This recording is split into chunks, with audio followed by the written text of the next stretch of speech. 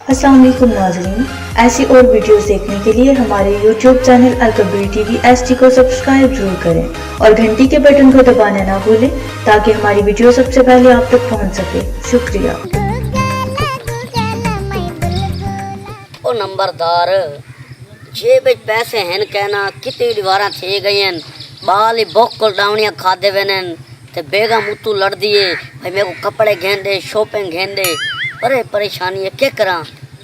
और यार चिश्ती का घर बड़ा माल है मेरे को दसेना भी आई फरहान रियाज चिश्ती का घर बड़ा माल है आई वर्दा रियाज चिश्ती का घर उठाऊँ कोई चंगा माल बोले ना चल नंबरदार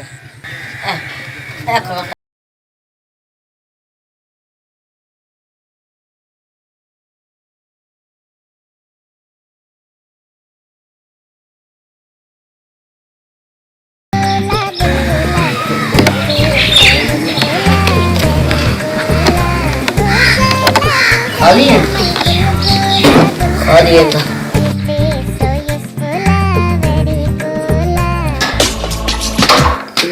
सुता भी है चेक करें।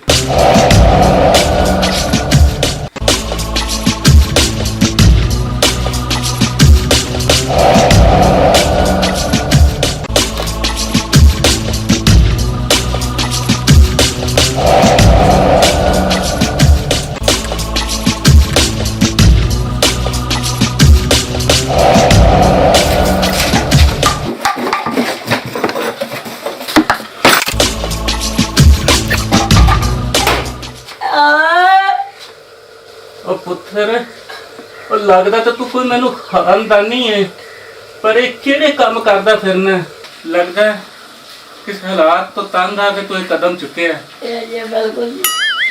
अच्छा चल कोई गल नहीं। उस अलमारी के तीसरे खाने दे विच एक पोटली पई है ਉਹਦੇ 'ਚ मेरा सब कुछ है वो तू जांदे लै जाए लेकिन मेरा पुत्त इधर आ मेरे कोल मैनू एक ख्वाब की तबीर दस जेड़ा मैं हुणे हुणे वेखिया जी जी अच्छा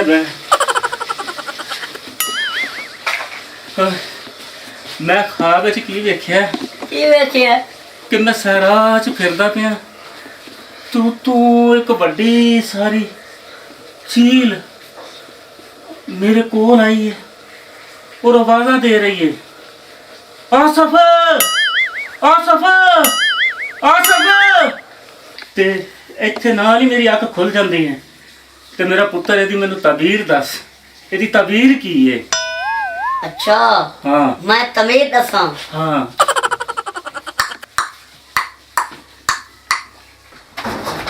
हाँ जी भाई मैंने सड़िया तुसी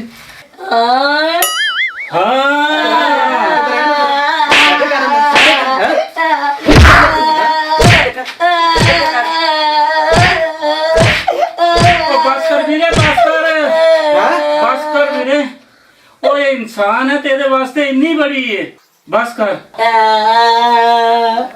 मैनू होर मार ताला के मैनू अक्ल आवे मैं चोर हाँ नजूमी नहीं।